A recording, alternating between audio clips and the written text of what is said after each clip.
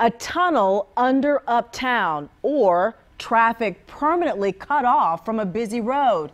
Tonight, we will find out how a multi-billion-dollar rail line will make it from Matthews into Uptown Charlotte.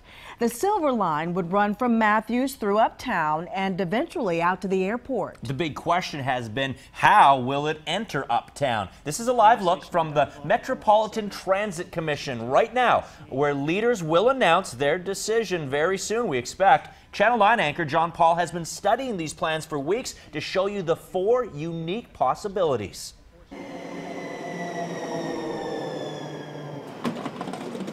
Minutes after the opening of the Blue Line extension last March, CAT CEO John Lewis announced they were already working hard on new lines to Matthews, the airport, and Lake Norman. I want to build them all 3 at one time.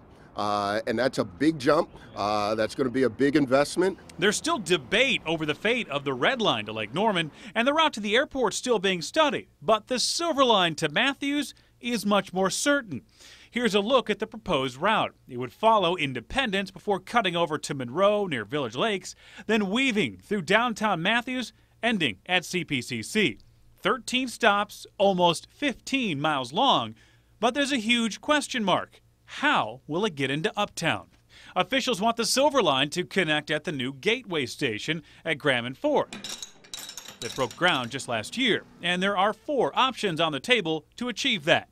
The first idea is called the Blue Line connection. Here's what would happen. Essentially, the rail would come down Graham and then right here down MLK Boulevard past Romeo Bearden. It would head that way until it connected up with the Blue Line, head north, and eventually split off toward Matthews. The problem with this idea, it doesn't connect to that new Gateway station. The second idea is pretty drastic. This is called the Gold Line connection, and it would actually block off auto access along Trade Street, right in the heart of Uptown. The idea is the Silver Line would follow Trade Street alongside the Gold Line streetcar and then on out to Matthews. The third option would be the most expensive. They would actually build a tunnel. The idea is it would start somewhere near 277 and 6th Street, run underground for a full mile underneath Center City, and come out near Graham Street. The last option is another tunnel. It's just a little bit shorter. It would go underneath along Graham Street and come up right here somewhere near 277. It would then follow 277 out toward Independence. We talked to light rail riders about these options. Even though we do need the rails to come down this way, but Trade Street, no, that don't make sense. It's a busy street, so it's like to shut that down, that kind of be, traffic is already crazy out here, so I can only imagine how that would be. The idea of restricting cars on Trade didn't go over well, but tunnels were the most popular. You like the idea of a tunnel? Right. Why is because, see, I come from up north. But it's ultimately up to the Metropolitan Transit Commission. They're meeting tonight to present which of the 4 options they've chosen for a project, when it's all said and done, could come with a $5 to $7 billion price tag.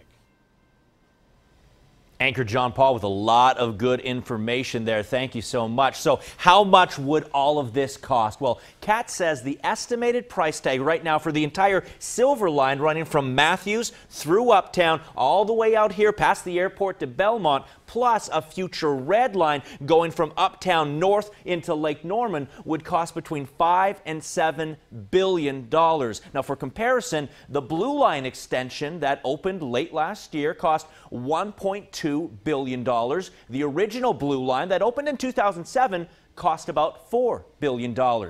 There is no timeline for when Phase 1 of the Silver Line will be built.